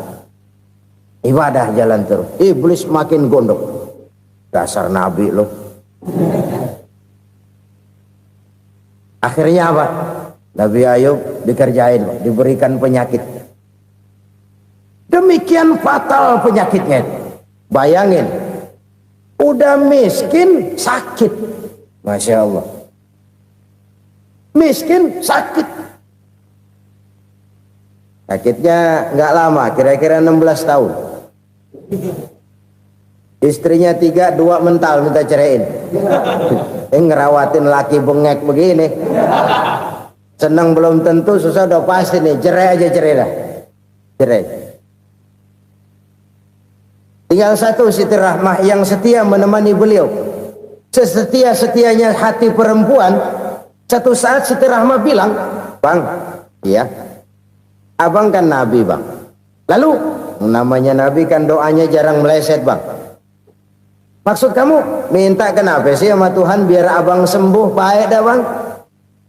Siti Rahmah, iya. Saya sakit berapa tahun sih dah? 16 tahun bang. Sebelum ini saya sehat berapa tahun? Ya kira-kira 60 tahun bang. Nah coba ente banding-bandingin Rahmah. Saya dikasih sehat 60 tahun. Dikasih sakit 16 tahun. Sudah nggak sabar mau doa kepada Allah minta sembuh. Saya malu kepada Allah. Diuji dengan yang luar biasa seperti ini, tidak mengganggu stabilitas kehambaannya. Dia tetap menghamba kepada Allah Subhanahu wa ta'ala. Saudara-saudara kaum muslimin rahimakumullah. Kunci menghadapi kesulitan itu apa? Allah jelaskan dalam satu ayat, wa basyiris sabirin alladzina iza asabathum musibah qalu inna lillahi wa inna ilaihi raji'un. Gembirakan orang-orang yang sabar. Siapa mereka itu? Yang apabila mendapat musibah mereka kembali kepada keyakinan dasar. segalanya dari Allah dan segalanya akan kembali kepada Allah. Ini konsepsi dasar dari sikap muslim dalam menghadapi berbagai kesulitan. Segalanya dari Allah, segalanya akan kembali kepada Allah. Kalau ini sudah kondisi dasarnya, maka kita akan lapang menghadapi kenyataan bagaimanapun pahitnya. Apakah itu namanya miskin, apakah itu namanya sakit, bahkan maut sekalipun. Maut sekalipun. Segalanya dari Allah, segalanya akan kembali kepada Allah. Ini sikap hidup, bukan sekedar ucapan. Kita kadang-kadang menjadikannya sebagai ucapan. Mulutnya sehingga berhenti, innalillahi wa inna ilaihi rajiun, tapi nangisnya terus gerung-gerungan. Bukan itu, ini kesadaran moral. Kalau segalanya dari Allah, segalanya kembali kepada Allah, kan sebenarnya cuma nunggu giliran. Hari ini saya nyembayangin dia, entah hari apa saya disembayangin orang. Hari ini saya antar dia ke kubur, entah hari apa orang nganterin saya ke kubur. Hari ini saya tahlilkan dia, entah nanti kapan orang tahlilkan saya. Segalanya dari Allah, segalanya akan kembali juga kepada Allah. Oleh sebab itu saudara-saudara, kesulitan bukan untuk ditakuti. Kesulitan justru untuk diatasi, dicarikan jalan keluarnya. Dan tidak ada orang yang tidak pernah mendapat kesulitan. Tidak ada. Semakin tinggi status sosial, semakin tinggi kualitas keimanan, semakin besar juga tingkat kesulitan. Hanya saja bagaimana cara kita mengatasinya. Dan Al-Quran menyatakan, inna ma'al usri yusra. Di balik kesulitan itu pasti ada kemudahan. Roda itu berputar. Karena itu Rasulullah sallallahu alaihi wasallam mengingatkan kepada kita, ta'arraf ila Allah fir raha ya'rifka fis syiddah. Ingatlah kepada Allah di waktu kamu senang, supaya Allah ingat kepada kamu di waktu kamu susah.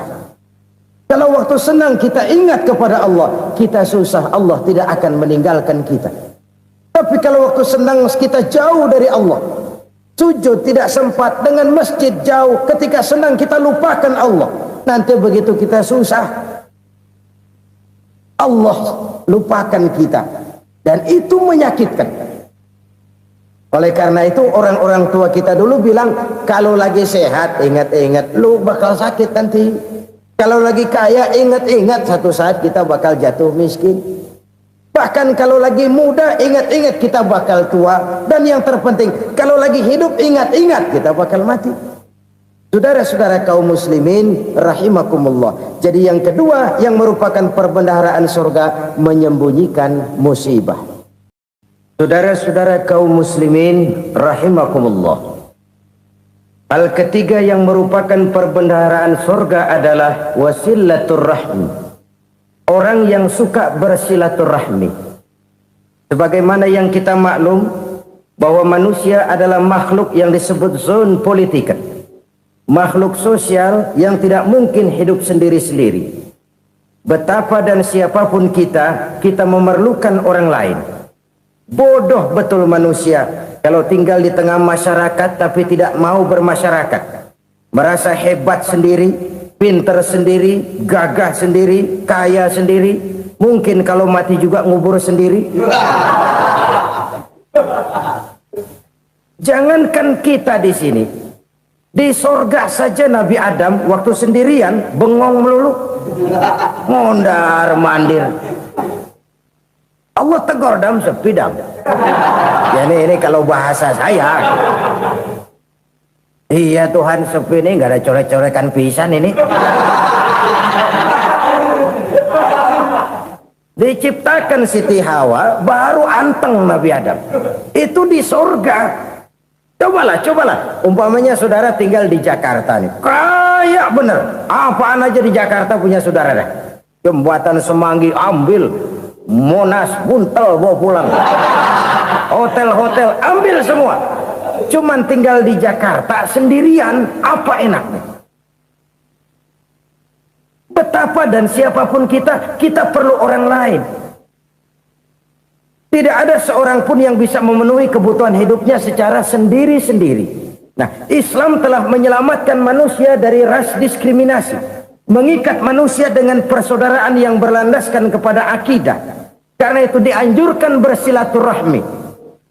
Bahkan Nabi menyatakan, man arada ayyubsata lahu fi rizqihi wa yunsa'a fi atharihi falyasil rahimah. Siapa yang kepengen diluaskan rezekinya dan dipanjangkan usianya, banyaklah ia bersilaturahmi. Siapa yang kepengen dimudahkan rezekinya, hendaknya ia banyak bersilaturahmi. Kalau banyak teman, kesulitan kan paling tidak ada tempat cerita.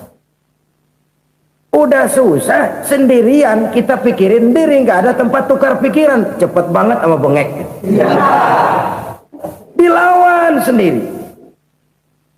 Nah, secara makro kita bisa berkata, tidak mungkin ada kemenangan kalau tidak ada kekuatan. Tidak ada kekuatan kalau tidak ada kesatuan dan persatuan. Tidak mungkin ada kesatuan dan persatuan tanpa semangat silaturahmi. Kalau umat Islam mau menang, dia harus kuat. Kalau umat Islam mau kuat, dia harus bersatu. Kalau umat Islam mau bersatu, dia harus membudayakan silaturahmi ini. Bahkan sampai-sampai kata Nabi, kalau bisa cari nilai tambah. Apa? Silman qata'ak. Bersilaturahmilah kau kepada orang yang marah denganmu. Masya Allah, indahnya ajaran agama kita. Orang yang marah pun kepada kita, kata Nabi, kalau bisa bersilaturahmilah kepadanya, kepada orang yang marah itu. Di situ nilai tambah. Cuman jujur nih hadis, ngucapinnya gampang, ngamalinnya yang berat banget. Orang marah sama kita, kita disuruh silaturahmi, ada apa malu? Lu marah, ada gua marahan lagi, gue pikirin. Saudara-saudara kaum muslimin rahimakumullah. Tapi ini yang diajarkan, bahkan ini yang dicontohkan oleh baginda Rasul. Bagaimana begitu mudah, misalnya satu saat Abu Jahal ini ngatur strategi bagaimana bikin Muhammad celaka. Dia gali lubang di depan tempat tidurnya. Dia tutupin daun korma. Terus dia panggil seseorang, ke sini. Kasih tahu Muhammad, pamannya sakit keras, minta ditengokin. Berangkat orang ini ke sana. Muhammad, labbaik. Pamanmu sakit keras, dia minta ditengokin. Baik, saya akan datang menjenguk beliau. Berangkatlah Nabi ke rumah Abu Jahal tanpa prasangka apapun. Abu Jahal udah pasang setil, selimut 3 rangkap setengah dipakai, persis kayak orang meriang. Tapi sembari ngintip dari balik selimut, begitu Muhammad buka pintu, nah masuk perangkap nih. Muhammad jalan menuju tempat pembaringan. Makin lama makin dekat, makin lama makin dekat, makin dekat ke lubang yang dipasang oleh Abu Jahal itu. Dalam hati Abu Jahal, terus dah jatuh, mampus dah lo ini. Mampus lo hari ini. Apa yang terjadi? Malaikat Jibril datang. Muhammad, pamanmu cuma pura-pura sakit. Di depan tempat tidurnya ada lubang perangkap supaya kamu jatuh ke situ. Sudah, kamu pulang. Balik kanan Nabi. Sudah hampir jatuh ke lubang, balik kanan, pulang. Bayangin kecewanya Abu Jahal. Muhammad dikit lagi, Muhammad dikit lagi. Enggak, paman, saya pulang aja. Emosi, bangun dari tempat tidur, enggak sadar kalau lagi pura-pura sakit. Lompat ngejar Nabi, dia lupa dengan lubang yang dia gali. Usrak, nyemplung sendiri ke dalam lubang.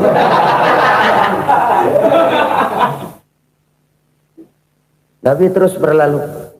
Ini terjadi keanehan. Jatuh ke lubang yang dia gali itu sebenarnya nggak terlalu dalam ya, antara 3-4 meteran lah. Tolong, saya jatuh ke lubang ini. Datanglah pelayan-pelayannya itu. Angkat saya dari sini. Oh, yang ngulurin tambang. Satu gulung, belum juga nyampe itu tambah. Kurang, beli lagi ke warung. Sambung, ulur lagi, nggak juga bisa sampai. Wah, ini kerjaan Muhammad ini. Tolong, siapa salah seorang kamu ke rumah Muhammad, kasih tahu encangnya kecebur. Minta ditolongin. Sampaikan kepada Rasul. Kenapa? Pamanmu jatuh ke lubang, Muhammad minta tolong diangkatin. Tambang udah nyambung-nyambung nggak nyampe juga. Ya, nanti saya datang, saya tolong. Coba. Nyata-nyata orang berniat jahat mau mencelakakan dia. Datang dia menolong. Ini yang disebut air tuba dibalas air susu ya ini. Bukan sebaliknya. Air tuba dibalas air susu. Paman, kecebur ya? Iya Muhammad, tolong ini. Pegang tangan saya. Nabi ulurkan tangannya, nyampe. Dipegang oleh Abu Jahal, diangkat ke atas. Sampai atas, apa kata Abu Jahal? Sihirmu memang hebat Muhammad. Udah ditolongin dikata sihir. Yang enak kita kemplang kan itu orang begitu. Urusan apa? Tapi inilah akhlak. Kalau bisa kamu bersilaturahmilah dengan orang yang marah kepadamu sekalipun. Orang marah kita tetap baik. So, kalau kita berbuat baik sama orang yang memang baik, rasanya sih biasa-biasa aja. Orang baik kita baik lagi, ya draw aja, belum ada nilai tambah di situ. Baru ada nilai tambah kalau kita bisa berbuat baik kepada orang yang nyakitin kita. Itu namanya kita setingkat di atas dia. Dia sakitin kita, kita berbuat baik sama dia. Dia pelit sama kita, kita baik sama dia. Dia marahin kita, kita deketin dia. Di situ kita punya nilai tambah.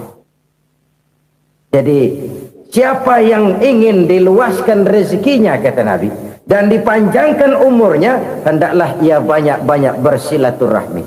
Sederhana sebenarnya silaturahmi, tapi silaturahmi membangkitkan semangat kesatuan dan persatuan. Kesatuan dan persatuan melahirkan kekuatan. Dalam matematika 1 ditambah 1 pasti 2. Tapi di tengah masyarakat 1 orang takut ditambah 1 orang takut, hasilnya jadi 2 orang setengah berani. Kenapa setengah berani? Karena udah berdua. Tadi pan takut sendirian. Kalau dia kumpul turu-turu takutlah jadi berani.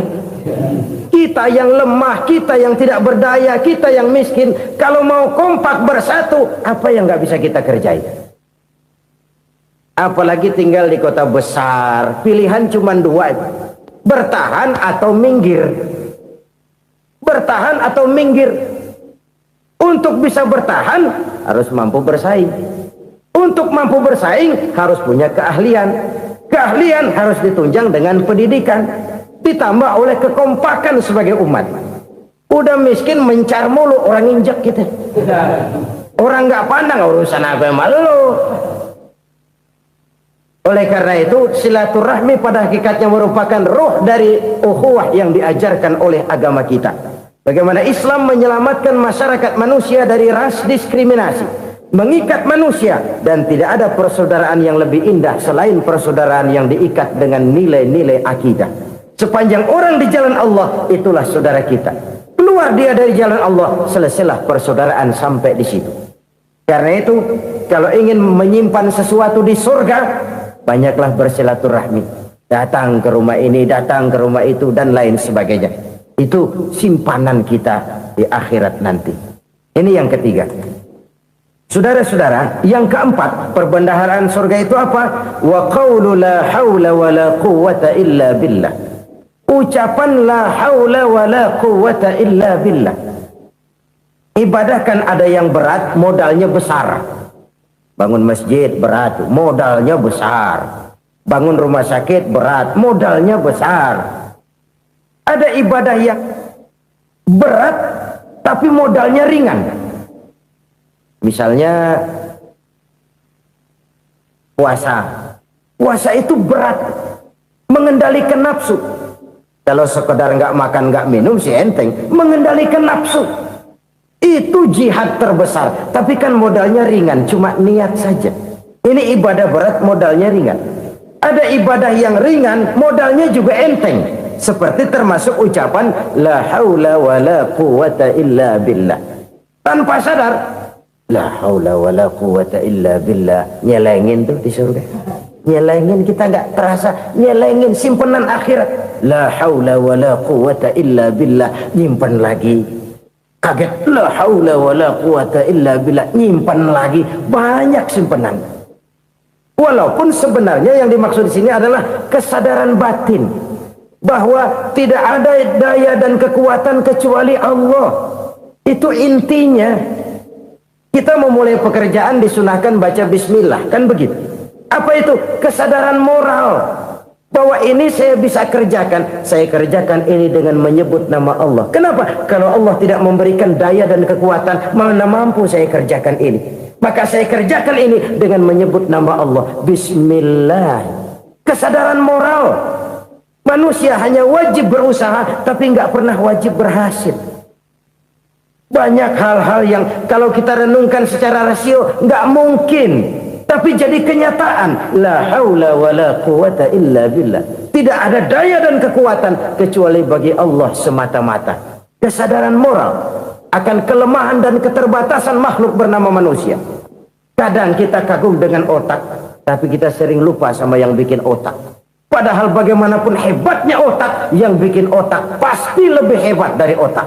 Nggak percaya, silahkan otak-otakan.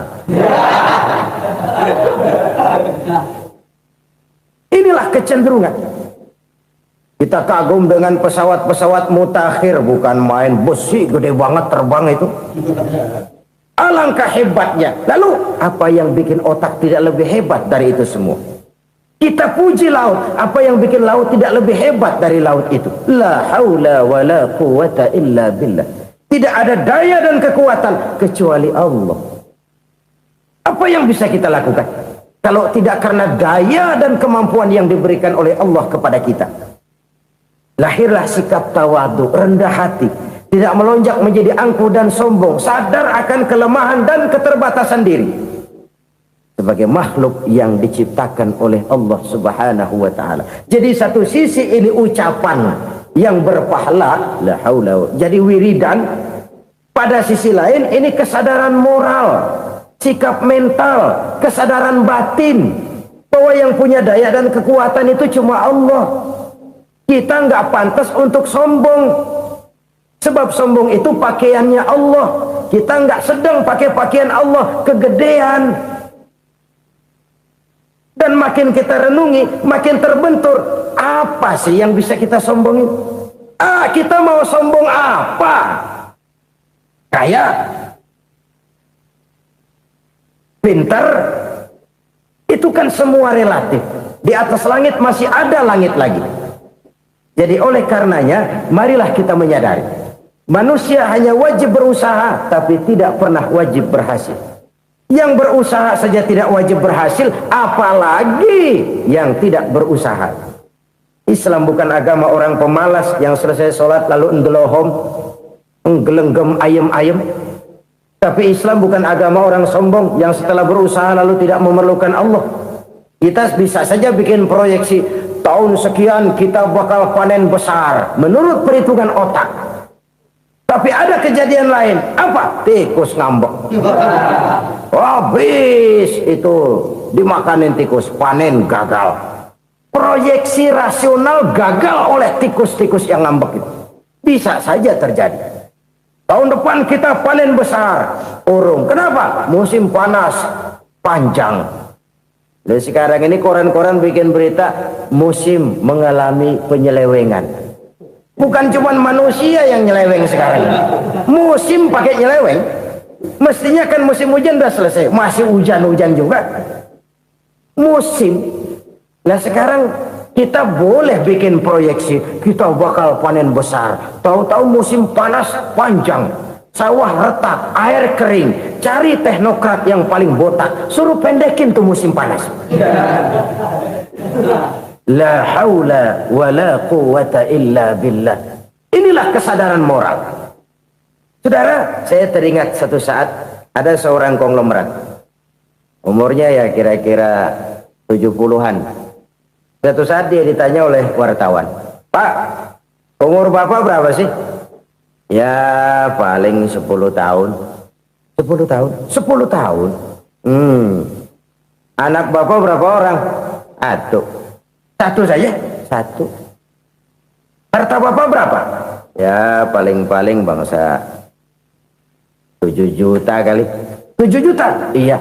Pak, kenapa Bapak bohongi saya? Bapak punya buku biografi. Koran-koran, majalah-majalah banyak memuat cerita riwayat hidup Bapak. Saya tahu umur Bapak 70. Kenapa bilang cuma 7 tahun? Saya tahu anak Bapak 8. Kenapa cuma bilang 1? Saya tahu harta bapak miliaran, mungkin triliunan, pabrik di mana-mana, bank di mana-mana. Kenapa bilang uang bapak cuma 7 juta? Nah, kata si konglomerat tadi, kamu benar nak, kamu benar. Umur saya kalau jumlahnya memang 70 nak. Cuman ingat-ingat saya, baru 7 tahun terakhir ini saya sujud. Baru 7 tahun terakhir ini saya berusaha dekat dengan Allah. Saya laksanakan perintahnya, saya jauhi larangannya. 7 tahun inilah rasanya yang ada nilainya di hadapan Allah. Yang 63 tahun matong, kelabu, kelem umur gue. Habis untuk maksiat, untuk munkarat. Maka ketika ditanya tadi, umur saya 7 tahun itu. Oh begitu Pak. Oh iya. Lalu anak Pak, anak bapak kan 8. Kenapa bilang cuma 1? Nah, kalau jumlah hitungannya memang anak saya 8. Tapi dari 8 orang ini rasanya cuma 1 nih yang bakal jadi buah hati, belahan jantung, pelanjut cerita, penerus sejarah, bakal jadi anak soleh yang akan mendoakan saya. Cuma 1 rasanya anak saya ini yang bakal jadi buah hati saya, besar-besaran saya, yang akan mendoakan di kubur saya, yang akan mendoakan di akhirat saya. Yang 7 orang mana? Masya Allah, yang atu tenggeng, yang atu nyekek botol mulu, yang atu nggak karu-karuan. Makanya saya bilang 1 anak saya yang akan bisa mendoakan saya. Oh begitu Pak. Iya. Nah harta Pak, harta bapak kan triliunan, pabrik bapak di mana-mana, uang bapak hampir di tiap bank-bank besar. Kenapa bilang cuma 7 juta? Betul kau nak. Harta saya kalau jumlahnya memang miliaran, triliunan mungkin. Tapi yang saya ingat baru 7 juta tuh yang saya belanjakan di jalan Allah. Saya nyumbang masjid, saya santuni yatim piatu, saya bantu pembangunan pesantren, saya bantu pembangunan rumah sakit Islam. Itu yang akan saya bawa pulang ke akhirat, yang 7 juta itu. Yang triliunan itu nanti akan diperebutkan oleh anak-anak saya sebagai waris saya. Jadi harta saya 7 juta itu yang bakal nemenin saya di akhirat, yang akan saya bawa pulang jadi teman saya. Saudara-saudara kaum muslimin, jangan-jangan orang tua itu adalah kita-kita ini. Jangan-jangan kita-kita ini adalah orang tua itu. Jangan-jangan itu potret dari diri kita masing-masing. Dari sekian umur yang diberikan Allah, berapa tahun yang ada nilainya di hadapan Allah? Dari sekian anak-anak yang merupakan amanah, berapa yang akan mendoakan kita sebagai orang tuanya menjadi anak soleh? Dari sekian banyak harta yang diberikan Allah, berapa yang akan kita bawa pulang menghadapnya nanti, yang kita belanjakan di jalan Allah? Ini sebuah potret kehidupan. Karena itu kita kembali kepada la haula wa la quwwata illa billah. Kita wajib berusaha, kita wajib berikhtiar. Selebihnya segala daya dan kekuatan hanya milik Allah saja semata-mata. Satu kesadaran batin dari setiap pribadi muslim. Setelah ia berusaha dan berikhtiar, ia menyerahkannya kepada Allah Subhanahu wa ta'ala. Jadi satu sisi ini merupakan wiridan ucapan yang mengandung pahala, pada sisi lain ini merupakan sikap batin dari seorang muslim di dalam ia menghadapi realitas kehidupan ini. Saudara-saudara kaum muslimin rahimakumullah, kalau ini kita jadikan satu basis kehidupan, maka ini akan menyelamatkan manusia dari kemungkinan tergelincir menjadi orang yang lupa diri dan lupa darat. Sebab itu Imamul Ghazali berpesan, jadidis safinah fa innal bahra amiq wa khuziz zad fa inna safara ba'id wa khaffifil hamla fa innal hamla sadid. Perbarui selalu kapalmu karena lautan sangat dalam. Bawa bekal yang banyak karena perjalanan ini sangat jauh.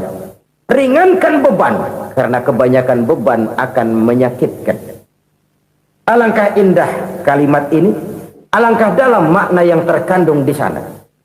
Perbarui selalu kapalmu karena lautan sangat dalam. Apa artinya ini?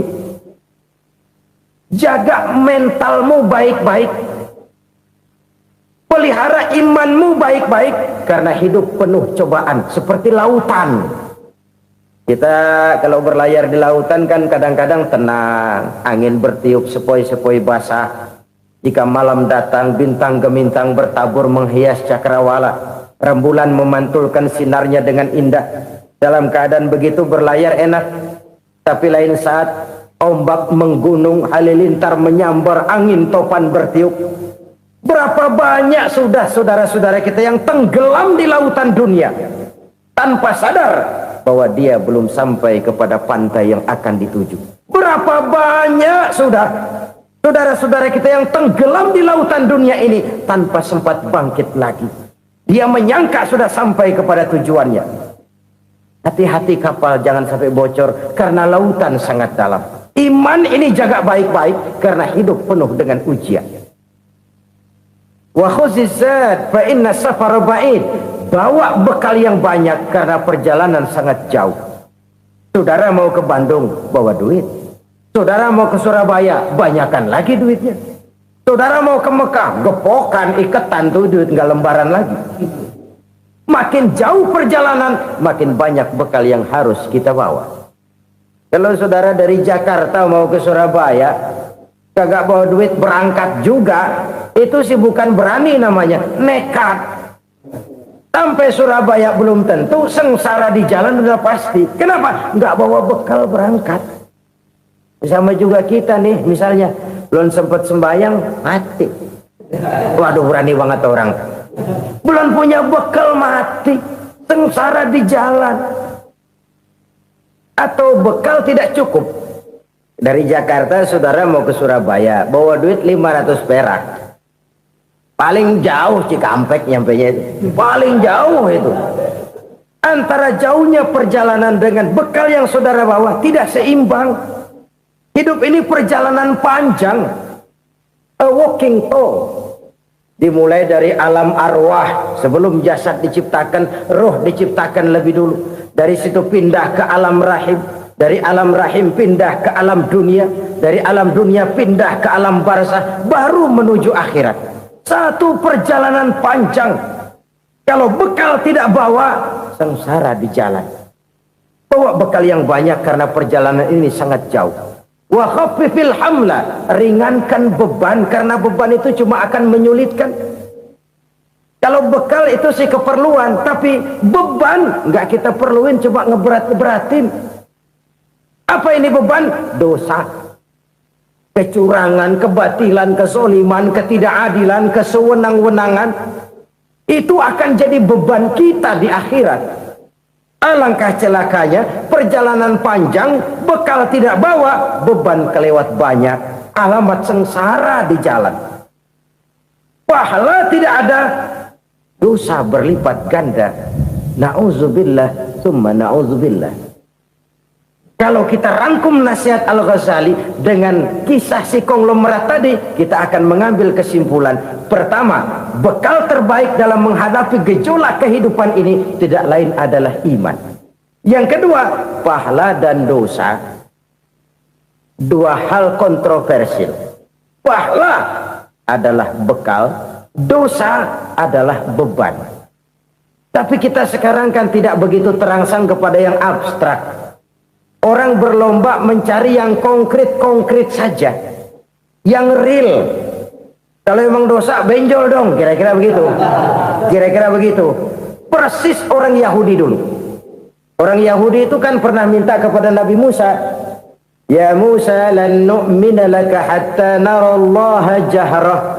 Musa, kami nggak bakal mau beriman kepada Allah kalau belum kami lihat Allah ada nongkrong di depan kami. Kalau memang Tuhan ada, taruh dong di depan kami. Mau yang konkret-konkret saja. Kalau memang dosa, benjol dong. Kalau memang pahala, berasa dong. Orang terangsang kepada yang real, yang konkret-konkret saja. Karena itu, untuk mengejar dosa, orang mau bayar. Tapi untuk mengejar pahala, walaupun tidak bayar, orang segan. Ini yang dikatakan oleh Nabi, kamu mengharapkan ke surga, tapi kamu berat melaksanakan sesuatu yang bisa membawa kamu ke surga. Kamu ingin jauh dari neraka, tapi tiap saat kamu lakukan perbuatan-perbuatan yang justru menjerumuskan kamu ke neraka. Idda'aitum an-najata minan nar wa ramaitum fiha anfusakum. Kamu ingin selamat dari neraka, tapi kamu lemparkan diri kamu ke neraka. Kamu ingin masuk surga, tapi berat sekali kamu melakukan perbuatan-perbuatan yang bisa menyampaikan kamu di surga. Saudara-saudara kaum muslimin rahimakumullah. Jadi hal keempat yang merupakan perbendaharaan surga adalah la haula wa la quwwata illa billah. Satu sisi ini merupakan ucapan yang memperberat timbangan akhirat. Pada sisi lain ini merupakan sikap hidup seorang muslim. Kesadaran batin yang sangat dalam bahwa tidak ada daya dan kekuatan kecuali Allah. Dan itu kita simbolkan pada saat memulai pekerjaan dengan Bismillah. Dengan menyebut nama Allah. Satu kesadaran moral. Saya hanya bisa melakukan ini karena diberikan daya dan kekuatan oleh Allah. Lahirlah sikap tawadu, rendah hati, tidak melonjak menjadi angkuh dan sombong.